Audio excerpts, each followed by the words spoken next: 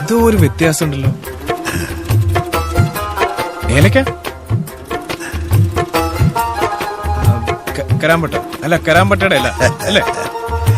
അതിൽ ചേർത്തൊക്കെ പറഞ്ഞുതരാം. പക്ഷെ അതിനെക്കാട്ടിലും വലുത് എന്റെ മനസ്സിലെ തോന്നല.